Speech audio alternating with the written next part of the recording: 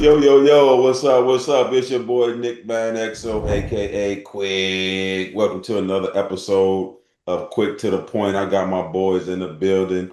I got my boy Johnny Collins, the TCU track star legend, community national title owner, Mr. Humblebrag himself in the building. I got my guy Clarence Chill Hill, future Hall of Famer, Dallas beat writer. He's in the house. The Mr. Q Dog himself.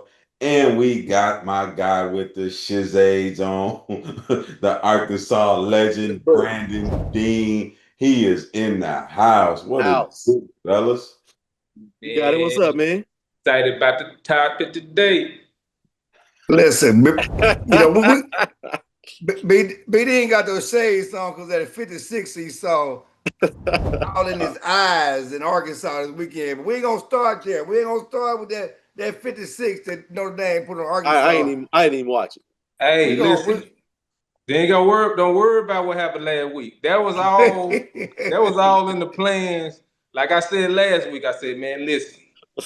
This week we just gonna let it fly. We know what was gonna happen. Notre Dame was gonna smack, but Petrino purposely made the offense look bad, so he was staying on out of there. Yeah, that's what happened. Listen, what about that defense? What about that defense that gave up 56? Tell that boy Jesus has risen and forgiven all your sins and iniquities. Get on down the road. Hey, listen, they kicked that man out there, and then they made sure that he had a losing record, so they had to pay him the whole buyout. Listen, I was in the meeting today. That's what I had to tell you. I was in the meeting today because I think they bring me on board as GM of Arkansas All Sports. And we had to get Sam on out of there. Sam, great guy. We appreciate everything you did. We need that guy that's gonna have somebody on the back of his motorcycle and win games. I'm glad you brought that up. we know how Brandon Dean feels. Nick Van Exel as a black coach, former black coach. Is it right that Bobby Petrino left in scandal, left in shame, embarrassed the program, and is allowed to come back and be the head coach, even on an interim basis, saying he wanted the head coach job again? Would a black coach get that opportunity? Probably not, but I'm a guy that believes in second chances. But you know, if it was one of us, we damn sure ain't getting that opportunity again. So we know what it is. It is what it is. It ain't nothing new. It ain't gonna be nothing old. Hey man, I don't even know why we keep crying about shit like this because it happens all the time. I'm tell you something. Until we get into a position where we can get hired first, where we can get hired in large quantities. Then you'll start and then have control and be able to control the narrative and control the decision-making offices. Then you can see some guys getting some second chances. But quite frankly, Petrino, he's a winner. You know, is he? That's what they believe. Yeah. Listen, is he? About I don't know how long ago, probably about 10, 12 years ago, we were ranked like top 5 in the country. We bringing that back. We already put a bunch of stipulations in this contract. You only can have one side piece. You can't have more than that. That's it. you can't have no more than that, Petrino. You know what I mean? We gonna set that up for you. But listen, it's about winning games. And listen, he's probably a better fit. Let's see if he's in the interim role now. Let's see if we kind of get some steam going to see if he can kind of be the hire. But you got to think about this. Man, they hired him knowing this was going to happen. Everybody in Arkansas knew this was what was going to happen. This just like Sam was probably the only dumbass that didn't know this man here for my job. You know what I'm saying? So we knew it was going to happen. Now we're going to see what's going forward. We're going to probably win out. We probably might win the national championship now. You know what I mean? Oh my God. Okay. Let's get to the real game of the weekend. The one everybody's been talking about, the Sunday night special, the overtime special, 9 lead changes, 2 ties. We thought it was gonna be a blowout. Cowboys won a tie. Blew them boys Cowboys out. won a tie. Exciting game. Nick Van Exel. Come on, man. What happened to this Green Bay team? Everybody thought was the best team in football, number 1 defense in football, and Dak Prescott made them look like the Cowboys defense. Well, I'll tell you what. I'll tell y'all what. What did I tell y'all was going to happen in this game last week? I told y'all it was going to be a good game. Everybody was hyping up the Packers and what they going to do to the Cowboys. I wasn't buying it. I'm a firm believer in primetime games.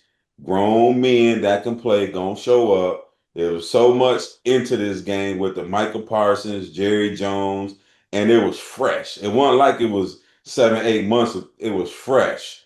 So, man, I expected Dallas to play good. To me, they played a little bit better than good yesterday. And for us, hey, we a work in progress, man. But I like what we got. We a work in progress. I like what we got. I like what we gonna finish up at the end of the season, holding up that Lombardi. That's what we do. But look, man, I knew it was gonna be a tough game. I knew for a fact it was gonna be a tough game. I knew Dak was gonna play good. I knew they was gonna try their hardest to limit Parsons to getting to Dak. As many times as he got chipped, his back probably really hurting today. But it was a good game, man. It was a good game. Hey, Nick, first of all, you sound like a Detroit Lions fan. Second thing, don't say how many times he got chipped. Give Nate Thomas some love, man. They put Nate Thomas on deck like he was Deion covering receiver, man. That junk was jumping all over the place. No response to that? No, because that's not. Nate Thomas played 11 snaps the whole game. Hey, you know what? And them 11 snap that, but Parsons didn't see freaking that. Stop it, man. Talk to me, man. Stop it. Injured and all. Talk to me. It's hard when you get doubled the whole game. It's I will hard. say you did say on the last episode, you said it's prime time. It's going to be a good game. It's going to be a good game. You know who I wasn't impressed with? Don't even say it. Jordan Love. Because he did the same thing Dak did. Dak probably had a couple more spectacular plays. Like that one play down the sideline he threw scrambling right. That shit was unbelievable. He had some really good plays, but both of them put on the show last night. Both of them.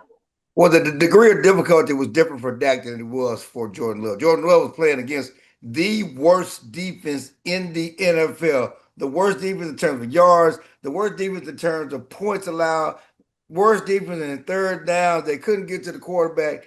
He was supposed to go off like Caleb Williams went off, okay? Like Russell Wilson went off. Dak was playing against, quote unquote, the number one defense in the league, and they did have a game plan for Michael Parsons. They got the ball out quick, and Dak played better. They both had great numbers, but what Dak had to do to get his numbers was different than what Jordan Love had to do to get his numbers. Here's the bottom line: the Cowboys. Clarence, you've been watching the NFL for a long time, bro. Yeah. Now each week is different. So let's not act like every week that the Cowboys go out, they're gonna get shredded. Have they been getting shredded lately? Yes, every week. We got shredded. It's not gonna happen every week. The NFL was week to week. The NFL was week to week. It's week to week. Stop acting like that, man. You better than that. You better than that. And you better than that. And you know the game within the game. When it's one thing to get off. It's like basketball. It's one thing to score points when ain't nobody checking for you. It's another thing to do. That's why superstars are different, because a lot of guys get 20 points or 50 points depending on the game when ain't nobody guarding you. It's another thing when the defense is designed to stop you and you still go off. Okay, that's what raises the level. That's what's the difference with a superstar. Okay, because they get their points even though the defense is designed to stop them. So the degree of difficulty is the same. It's not the same. You can't look at numbers and say he went off and he went off. Well, the degree of difficulty is different when the challenge is different. Clarence, you know what I noticed? Yes, whenever we talk about the Cowboy, boy, you get sensitive as hell. I'm not being sensitive. No, listen. Your hairline trying to be fair. Like your nose flare up. Hey, calm down. Like I said last week, I get passionate about conversation, but Cowboy fans think I hate the Cowboys. So don't act like I'm being a fan here. I'm being honest. You don't hate them on here. They think I hate the Cowboys. You don't hate them on here. But listen, back to what I'm saying. Last week was my GM position again. I said who they need to bench. Trayvon Diggs. What did they do? They benched him. You know what I mean? Now that didn't prove nothing right because they still was terrible as fuck. But listen. At least they've taken the initiative to say, listen, we're not going to tolerate bad play. You're not going to just show up to the arena thinking that you're going to play as many snaps as you want to and give minimal effort. So that shows a sign of the head coach that really taking the initiative of a team and holding him responsible as a player. And he needs to understand, like, sports will humble you, like we talk about all the time. Right. You got to come out there. You got to do your job. If you don't do your job, the consequence is no matter how much we paying you, you're gonna sit your ass on the bench until you decide you want to actually be a part of this team, a part of a winning team. And you're right, Big Dean, because even during the week, coach had to, he had to start practice over. You know what I'm saying? So guys are just they was too lax out there, man, probably. And I think we've all seen practices where guys just going through the motions. You know what I'm saying? And as a coach, you gotta put your motherfucking foot down. And that was a great point you made. Like, hey, you're not just gonna come out here just because you got the big contract and not give max effort. I got a question for you. You guys started out hot, beat Washington, beat Detroit, two playoff team from a year ago. You go lose to Cleveland, which is still winless, and then you tie against the Cowboys. Any concern about the Packers and their ceiling? Not one bit. Now this season is so early, man. It's all about getting hot at the right time. We gave the game up in Cleveland. So when you look at our record, we could be 3-0-1 or possible 4-0. So I'm not worried, man. I know this thing is a marathon. I'm not worried at all. Now, not one bit You am should I probably worried. be concerned. You should probably be concerned about your defense.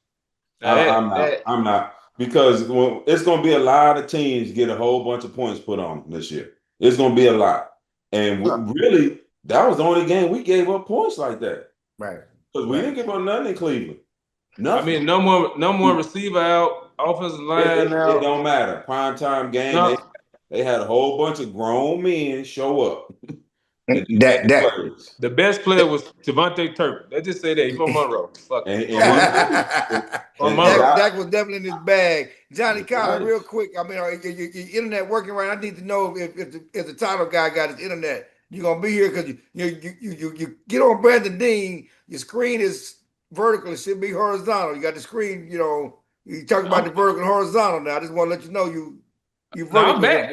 I'm man, you I trip. know you straight, Johnny. I'm gonna tell y'all something, man. The real estate business is tough right now, man. So I'm actually using my neighbor internet right now, man.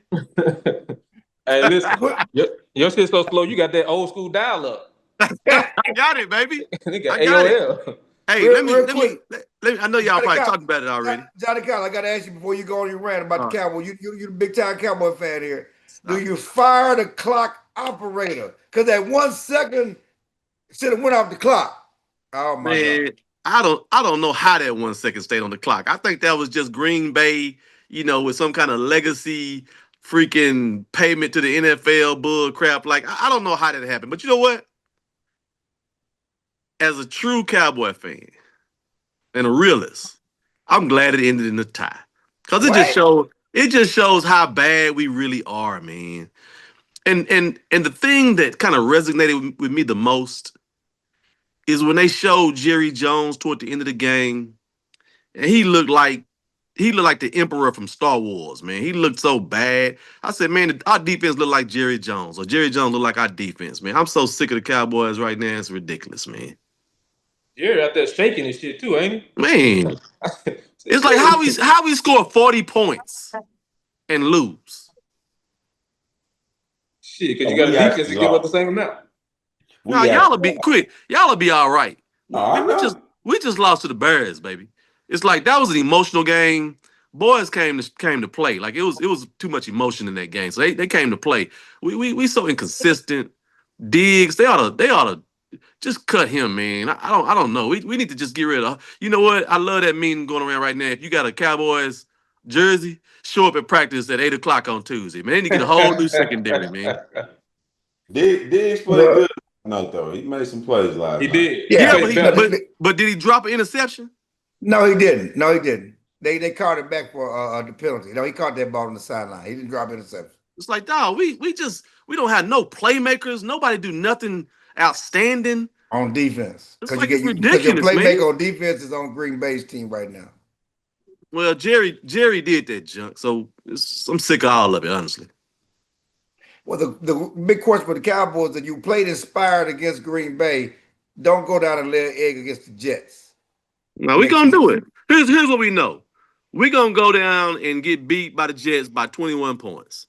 I wouldn't be surprised. I have no faith that we're gonna do anything right. It's gonna be tough coming off that emotional game for sure. Yeah, it was. It's gonna be real tough.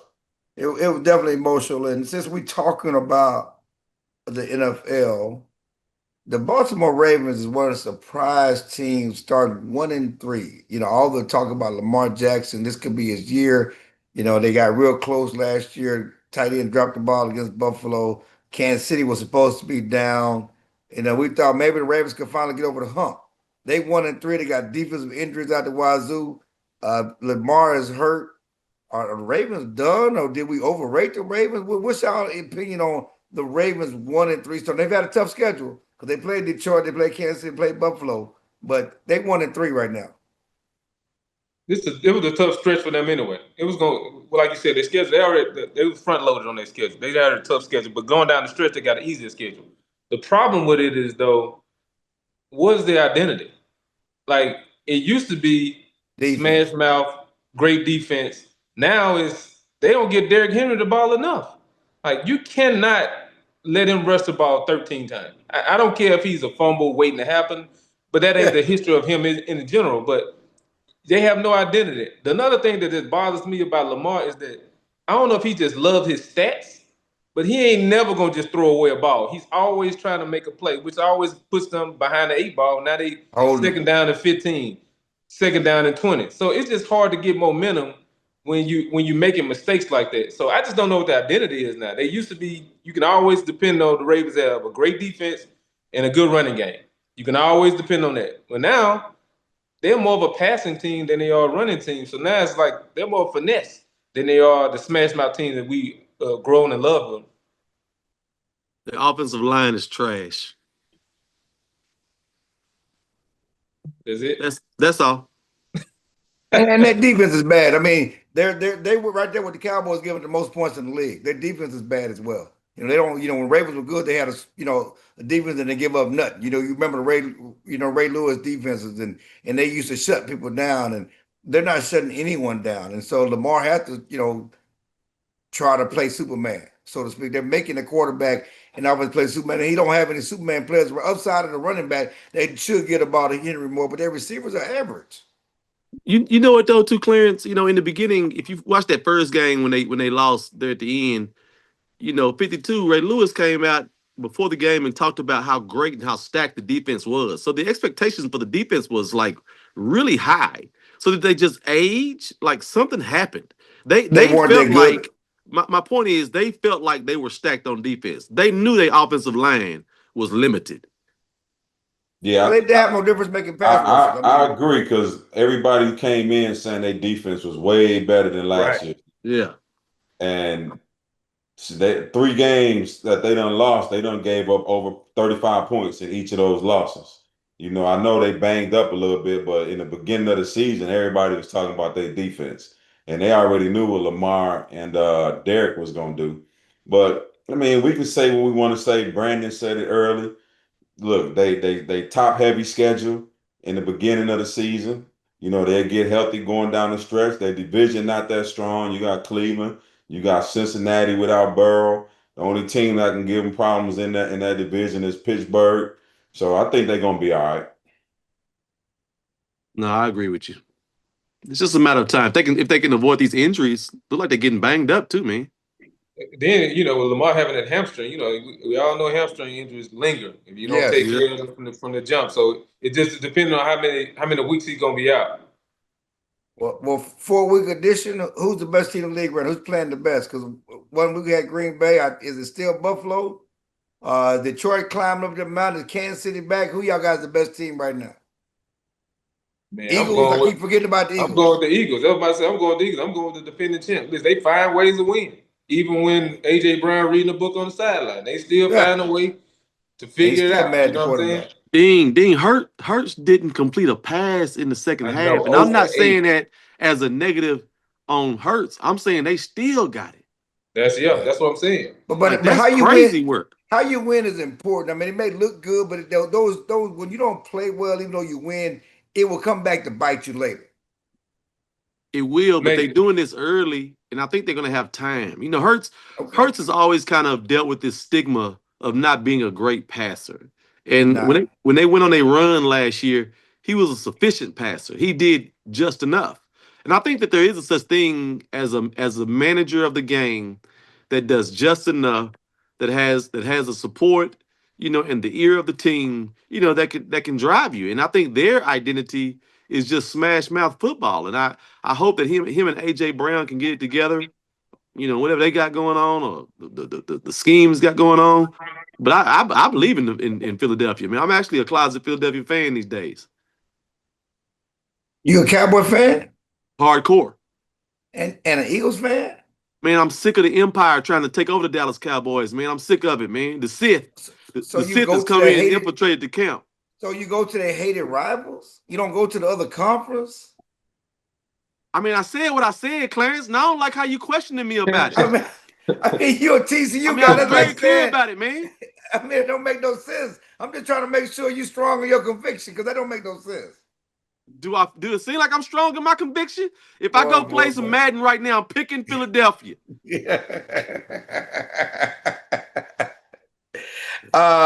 Another thing in football right now, Rex Ryan, and I think that we always talk about Shedeur. We've had a lot of conversations about Shedeur. Dion, Colorado, they get a lot of attention just because of their name and who they are. Shedeur is a third string quarterback. Yet Rex Ryan went on ESPN today and ranted about the third string quarterback. When Flacco, the starter, is off one of the worst quarterbacks in the league, they're winless.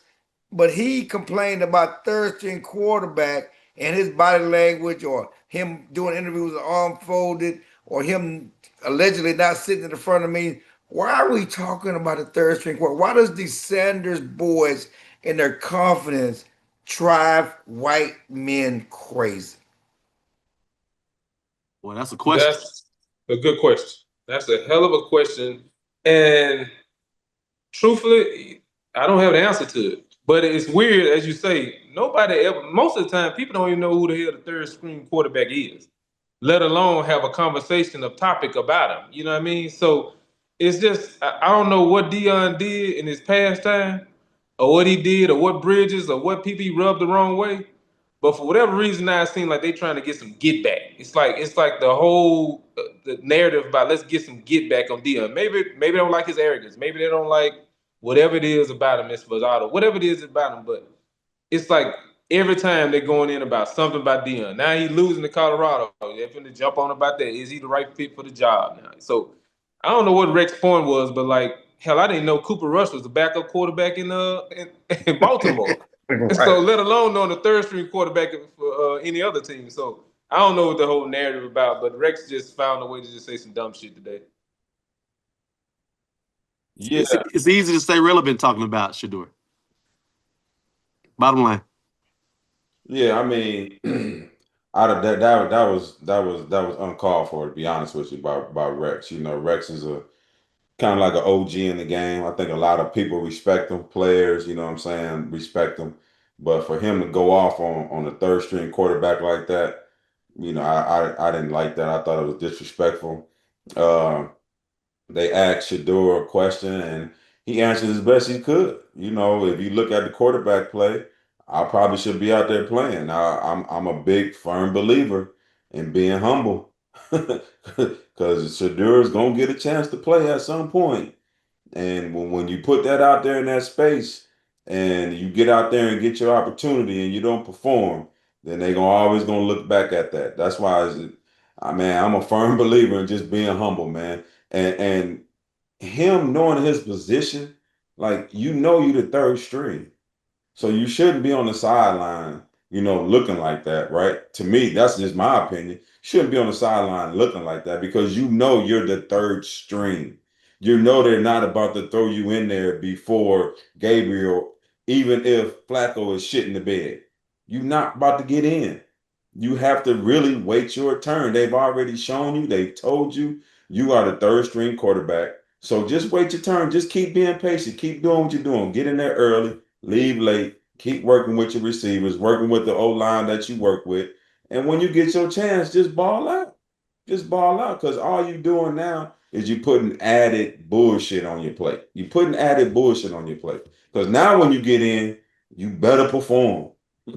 Hey, quick. I love that answer. I had something today in business very similar, which goes right to your question, Clarence.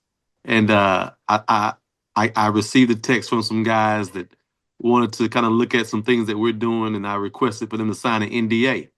And they hit back and basically said we signed one 2 years ago. And I said, well, unfortunately, we're gonna need an updated one, and it's gonna be a non-negotiable if you don't update it, right? And as I was going through the text, I kind of caught myself because I was thinking I don't want to sound overly bullish or arrogant or just not thoughtful, in my approach. And it just made me really kind of think about what I was doing. And the reason why I'm bringing this up is it's always this parallel universe or a matrix, as you want to call it. There's exactly what Quick said. There are characteristics. There's a personality to being a third string quarterback that you got to adopt, and you got to be good at it. You can't, waver from it and get all cocky and arrogant because it will be used against you. But there is another universe where maybe there's this added thought or added pressure on Shedeur because of who he is. It may not have anything to do with him being black. I'd like to think that it doesn't, but it may have everything to do with the fact that his father is Dion, and Dion played the game in such an unapologetic way, and nobody could ever take anything off of him. That when you get a chance to take a shot at a Sanders, where Shedeur is right now, you definitely get a shot to do that. People take their shots, and I think that two things can be true at the same time, and I think that's what we're experiencing. I think it's interesting how we open this conversation criticizing Rex because he should not be. There's a lot of things, a lot of games happen in the league. Okay, 32 teams are playing full Sunday, and he felt the need to go after the third string quarterback. And we've turned this conversation into criticizing Shedeur and how he's handled himself. Who criticized him? Your statement about how he handles himself and his manners and what he's standing can be viewed as a criticism. Because we're putting the spotlight on Shedeur and how he's handling himself and how he be humble when we're supposed to be focusing on Rex. And I talked. Because he should not even be having Shedeur in his mouth this morning. I talked about Rex, right? But you switched it to Shedeur. I said that was disrespectful. But then I went to the comments Shedeur made and his body language on the field. That's journalism 101. I thought that's what you went to school for. No. But again, we're gonna do that because we don't let stuff go around here. We don't let stuff go around here because a couple weeks ago when we talked about Shedeur turning down Baltimore, right? It was the right thing to do. Still is. If he don't turn down Baltimore, he might be playing right now. He might be playing right now with Cooper Rush. That ain't true. I said might be. I didn't say that ain't true. I said might be. He may not beat out Cooper Rush, a veteran. I said might. I didn't say a guarantee. I said might be. If he was in Baltimore, he'd be closer. He'd be closer to the field than he is right now. You're a damn fool. You go back up. Cooper Rush is gonna shit. Cooper Rush is gonna shit the bed in that offense, and they're gonna probably look for another quarterback.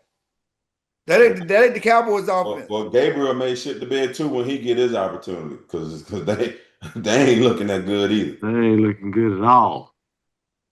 It's been a couple of weeks since the big but what was your bottom line? Your point? What's your point? Are you saying that I made my point? I don't know why you didn't hear what I said. Which no, but I just said bottom line it. Are you saying that we shouldn't take the energy off of Rex and maybe offer Shedeur some advice? Because that's all it is. Just here's a thought. I mean, Shedeur is y'all talk about being honest and being confident. You ask him a question, he's gonna answer the question.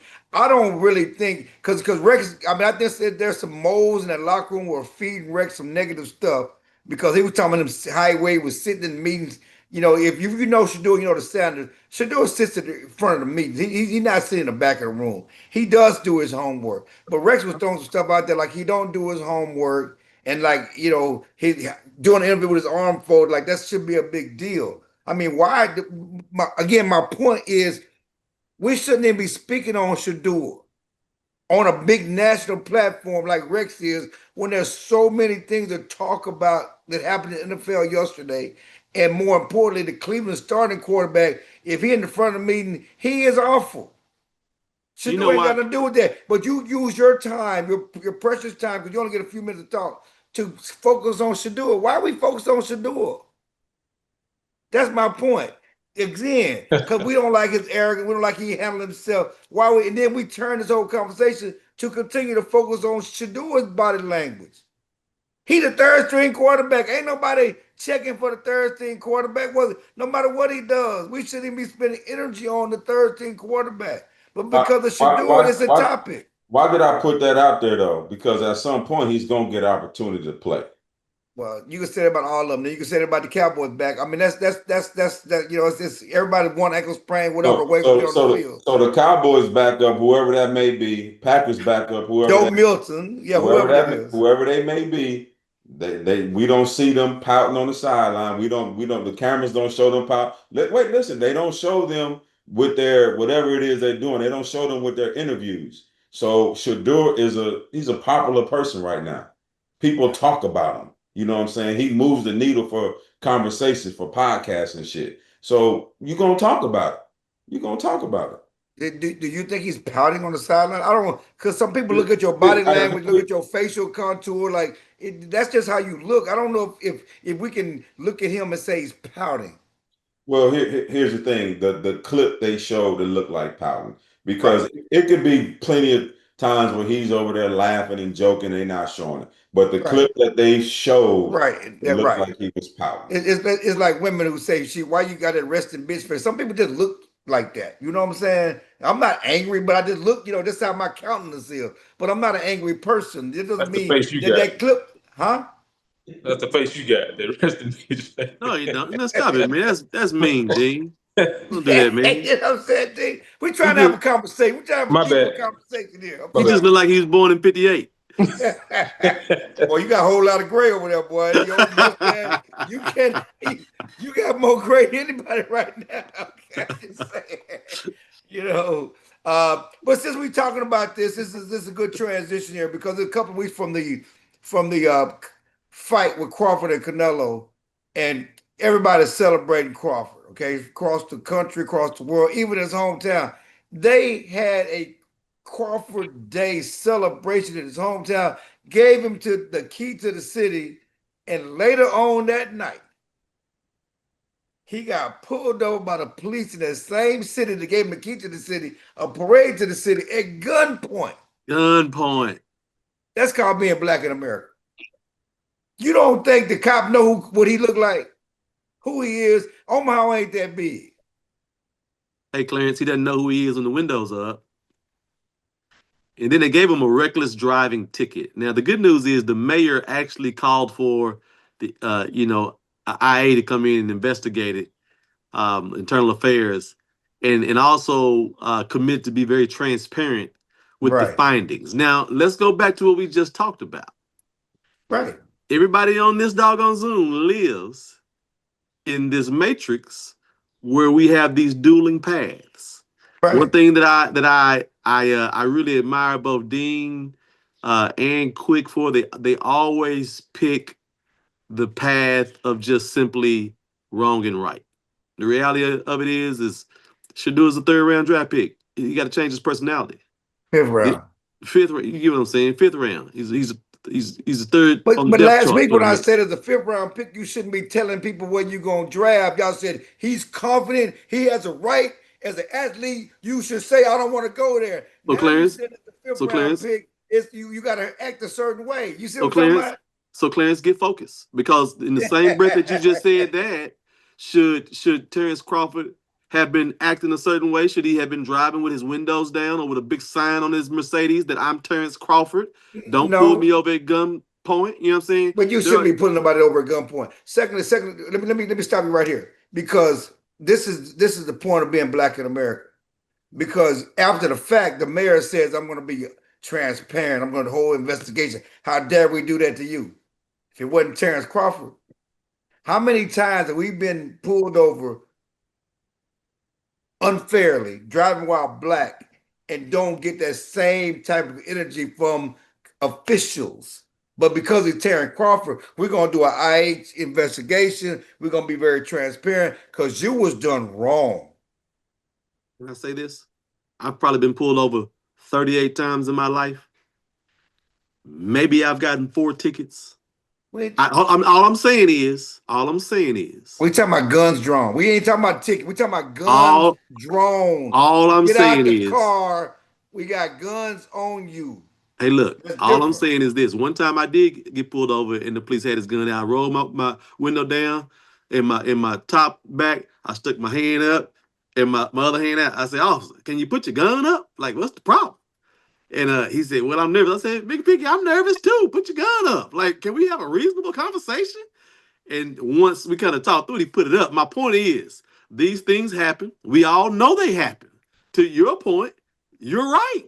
All I'm saying is, it's that dual path that we live, and everybody's not going to be able to understand that. Yeah, You and know, everybody don't get to go home safely. You know, as we see, unfortunately. everybody don't get to go home safely because of that. And you had a good officer that was reasonable, but everybody ain't reasonable because they are scared. You know, Yeah. and they, you know, and so and sometimes they get more jumpy when it's us. And Well, again, look, I'm at a stage in my life where it's like I don't even watch the show. You know, I don't watch clips on police brutality and all that kind of stuff because it just give you bad thoughts. So man, I see why you got a people are son. jumpy. Yeah, I yeah, you see got why a people are son. jumpy. Yeah. Nick, Me, on me. D, Listen, y'all was going back and forth. I went to sleep a little bit. Listen, it's as y'all was talking, we as black men, we became numb to that idea of this is the reality of when you're driving black, right? So I left the golf course last week, and the officer pulled me over, black cop. He came to the car aggressively, and I didn't even understand it. You know what I mean? I'm like, bro, like I'm just give me my ticket. I'm ready to go. I ain't tripping on what you gonna do. Just write it. I ain't, Were I you, were paid. you were you in your Monte Carlo? yeah, No, I was in my Rolls Royce, but Okay. that's neither here or there. Yeah. But so the whole incident with Crawford, man, the thing about it is not surprising, which is weird to say, is that like that shit happen all the time. The Yeah. unfortunate thing was, or the fortunate thing was, is that it's Crawford, so it's a public right. figure that they have to kind of answer to. But that type of behavior in Oak Cliff probably happens 10 All the times a time. day. You Right. get what I mean? And that's the more disheartening thing. I know I know the question was about Crawford. The disheartening thing is that we have a lot of other young men who they feel as threats, and then they find a reason to pull their weapon. And then any movement or any disagreement that you have with them, that's their reason of saying a reason of having deadly force, right? And so that's a disheartening thing is that we live in there because I don't have kids at the moment, but it would be hard for me to have a teenager or and have him out past 9 o'clock or 10 o'clock because I would never be able to go to sleep worrying about not his friends, not like a car wreck more so. It's more so about the interaction with a police officer. So that's the part of me that says of this whole situation is because Crawford will be all right, right? Yeah. Because it's Crawford. They figured out it was Crawford. But what about that 18, 20-year-old kid that they don't know, that they don't have an investigation for? Yeah. So that's the part that's more concerning for me. Yeah, I mean, I remember when I was playing in LA, I got pulled over. I had out of state tags in the early 90s, mid 90s, out of state tags. Mm. And you know, showed the guy all my insurance and all of this and all of that. And shit, it was literally right by LAX, right by the airport. And dude made us get out, sit on the curb, and cars just blowing by, honking, Nick, quick, Nick, yelling this shit. It was crazy, man, and all because of out of state tags. Wasn't no speeding, wasn't nothing crazy, and they ended up towing my truck. So Brandon Dean and JC said it best. It happens all the time. Uh, we become numb to it. When we get pulled, that's why motherfuckers be getting so spooked when we see a motherfucker get behind us. Yeah, You know what I'm saying? We like, God damn, you driving and he's scaring you. He making you go into the other lane because he behind right. you. Yeah. You know what I'm saying? And that's just our reality. Unfortunately, that's our reality. And another instance where it's been happening is gonna keep on happening, and that's what we used to. Yeah, just from a personal standpoint, and you can't get too comfortable because I know I've remarked to some friends like, man, I'm over 50, and I don't have to worry about them. What'd you say? Nah, My go bad. ahead, go ahead, Go ahead. Yeah. I don't have to worry about it. I don't get nervous when cops come behind me anymore like it used to when I was 20. Cause I might not have paid a ticket, right? When you're young, like did I pay that ticket? You have a warrant, whatever. I don't have to worry. I pay my bills. I do what I'm supposed to do. Thursday night, leaving my podcast, allegedly I didn't use my blinker to make a right turn, even though making a right, wasn't nobody coming. Cop pulled me over, and then another guy came behind me, and he asked me if I had drugs in the car. I'm like, why the hell would you ask me if I got drugs in the car? I gave you my driver's license. I gave you my insurance. Why are you asking me if I got drugs in my car? Do I look like I got drugs in my car? I'm a 60-year-old black man trying to get home on this evening. I've not been drinking. Why would you ask me if I got drugs? Why is that a question that you ask me, do I have drugs in my car? But those are things we still have to deal with at this age. And this is in Arlington, Texas. Why the hell I got drugs? Why you ask me if I got drugs in my car? I mean, you do kind of look like an old pimp a little bit, so I can see how, man. I'm driving a blue Lexus 350. I ain't got no tint. I ain't got no rims. Regular old car, okay? You probably saw them Omega hats in the back of that I junk. got Like, some, this junk got to be dirty. got some media credentials. What you gonna pull up on me talking about I didn't use my blinker to make a right turn nobody on the road. And then gonna ask me if I got drugs in my car. I'm not speeding, nothing, not wobbling. But that's the reality we have to deal with, even at this age. And you say we numb to and we're used to it, and you say just like when we're talking about the Petrino stuff, and it just go. At some point, we still get tired. Yeah. Yeah, I've been tired of it. I get tired of the whole notion where they say, man, we're gonna take our country back. Who had it? We nobody else ever had it. Y'all, you know what I mean? We just doing us. Just let us do us. You got situations with like men going on HBCU campuses, like white men trying to cause conflict. You know what I mean? So they can do that whole race war thing. I know this is a sport podcast thing, but man, the world we live in, man, it gets weirder and weirder, and it gets more dangerous and dangerous, man. And as a whole, we got to be more cautious and protective of ourselves, and understand like this is the new norm. You know what I mean? It's unfortunate. Nobody wants it to be the new norm, but the weird thing is it is, and that's the sad part because man, I remember being a kid back in the day, man.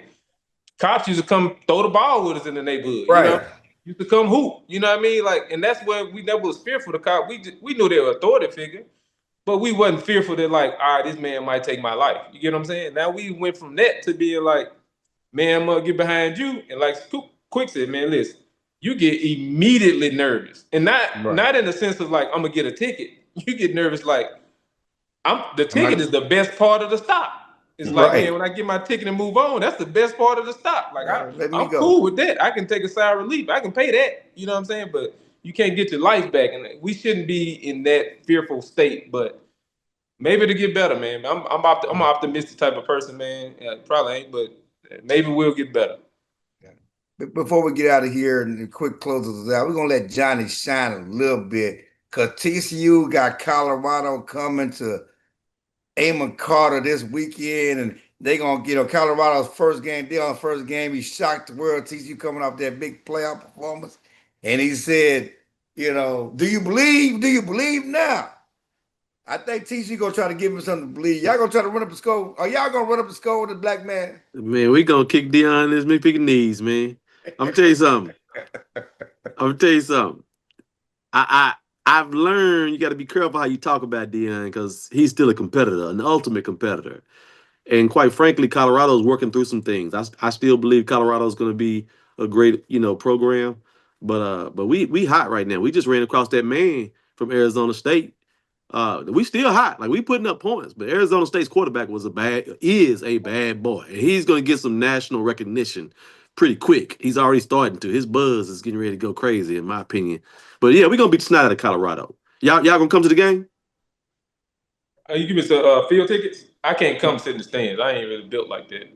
I mean, He got a VIP. He got a VIP section. Yeah, we good. We good, TCU, baby. We good, Oh, TCU. my bad. You give enough money, I guess so. Yeah, we good. We good. God bless. Go on out there, Nick. Go on out there. Man, Nick don't go past 6:35. It's better to watch the game at the crib, man. I can see all the highlights and everything, man. Shit.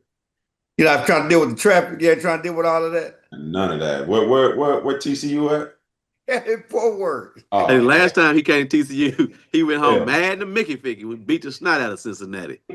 I won't talk about it though.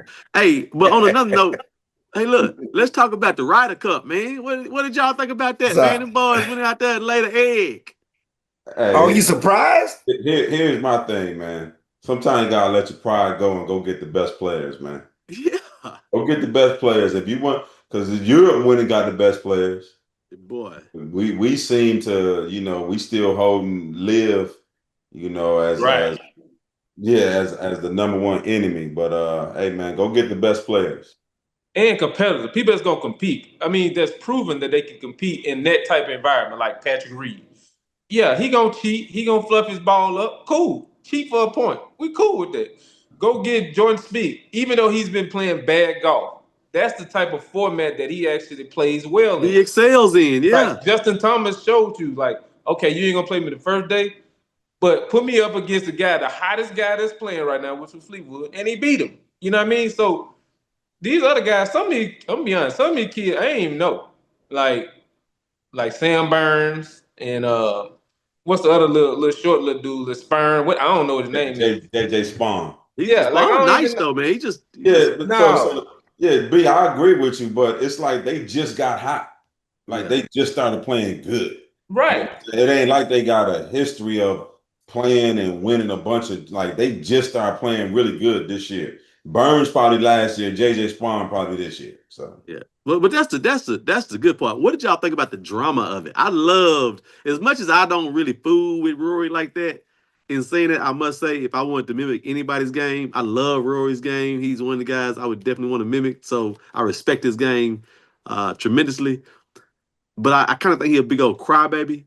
But when that boy walked off the green, turned around and said, F you, F you, F you. Nah, I love that. I loved the energy and just the sheer competitiveness of this year's Ryder Cup, man. And then the boys got on the bus and was trolling Trump. It's like, dude, that's crazy, man. That's wild to me. Man, I thought that was good, but what I didn't like is the fans, man. Like, you're gonna come to an event, like, hey man, cheer, be loud, but don't be disrespectful. That's Right. that even playing basketball, man. You go to places like Utah, you get all the crazy names thrown at you. You know what I'm saying? Like, you hear it. But man, you can come, you can boo me all you want to, but just don't get disrespectful. What's the And worst name you was called in Utah? to me, I thought they crossed the line too many damn times at the Ryder Cup. It's like, come and y'all grown ass men. Y'all ain't no kids. Y'all grown ass men acting like kids. Like, man, Let's say this too. that was a bad look. Let's say this too. We all know golf is supposed to be a gentleman's sport, right? We also know that fans that come to golf events, it's a certain etiquette you got to follow. When they're hitting a ball, putting or hitting the ball, you got to shut the fuck up. Like, you can't take that element out of the game just because it's the Ryder Cup. You know what I'm saying? So I agree with Nick. I think the fans took it too far. I understand, like, make it tough for them. You know what I mean? Why they walking up the thing? Say you got gout in your foot. Whatever you want to say is cool. But like when they hitting the ball and putting, man, like that's just part of the tournament. You're supposed to be quiet and give them the respect at that particular time. Now, as soon as he hit it, you can call him whatever you want to. But before that, like, yeah, I think because I had somebody actually went to the Ryder Cup and they were saying like the type of stuff he was saying, not only to like Rory and other players, but like to their families. You know what I'm saying? Like going in on their families with they had their kids there. Yeah. Like I think it's some things you can just go a little bit too far, and I think like the fans thought there was like free game to just do whatever you want to, like it's in the streets. You know what I mean? Well, you saw what Chipper Jones said. Chipper Jones said, you know what New York is. He didn't condone it. He don't think it's right. He said, but he learned a long time ago. Whenever you go to New York, you leave your family at home and don't put them in that environment because that's just the New York way. Yeah. So it's something to be. It's something to be. My biggest thing too, and I'll shut up after this. But our boys just didn't really come. It's like we didn't have no heart them first couple of days, man. And we all play golf, and sometimes you just not on. But collectively, I've never played around with you all where everybody just played bad. Usually somebody will poke their head up and do something. For the first 2 days, man, it was hard to find a real bright spot or even something to draw any type of energy from. How did y'all feel about that? No, I agree. I thought it was slow from the beginning. That the Europeans jumped out on us and we had no answer. And then like I just like, man, when you see a guy every week show no emotion after making a birdie or something like that, they not in match play. I get it. They're not in match play. It's a tournament. But when they get to the match play, they do all the flow. Yeah. That's so fake to me. Like, come on, like, bro, chill out, bro. I watch you every day, every week. Like, is that like, just stop it, just cut it out. You know what I'm saying? Win the hole, go to the next hole, man. Like, come on, man. I wasn't feeling the phoniness of all of that. It's corny. It's corny, Yeah. isn't it? Corny as hell. Corny as hell. Yeah. When the last time you played golf, Clarence? Man, I will ride the car with y'all. I just want to know when y'all play each other, y'all fist bump, y'all do that, you do Tiger Wood in the hole. I mean, who's Nah. emotional? Which one of y'all emotional? Man, I've seen Brandon Dean do backflips on the course. What? And a split? Yeah. I'm still athletic now. I'm going to get a trip. Nick, what you do? He don't make many putts though, so he don't really got a chance. He don't get a chance to much. He don't get to celebrate much. Oh, he's If short I'm just game being man. honest, He's you know short what I game man. You know what You Nick lying only about do? that. Nick only clutch his wrist. Only thing Nick do, and one time I went to the court with Nick, man, listen, he had 2 elbow braces on. He had both hands taped and What? wrist, thumb. Listen, He looked like the boy looked 85 mummy Lawrence out there. Taylor. And he had on some compression shorts and pants with a knee brace, a copper fit on his knee. Man, Damn. Hey, Clarence, I dropped 3 birdies in a row on them niggas too. he did 3 in a row. Hey, That's true. That's a Brandon's true so fact. That's a motherfucker, man. He cussing somebody else out there. Yeah, that's a fact. That did Hey, man, happen. you had a knee brace on, dog. Oh boy. I wear a little compression sleeve on my left knee. Hey man, boys getting old, man. Oh man. Boys getting old. Well, God bless. I was watching the Ryder Cup, man, and all I could think of is how great the game of golf is, man. Even though America got their head beat in, I was actually at some point I found joy in watching Europe compete because I just like people that compete, and I was it was entertaining, man. It was still fun to watch, especially the last day. Well, man, good show, man. Everybody out there, appreciate y'all tuning in to another episode. Quick to the point, Quick and the fellas. Till next time, we out.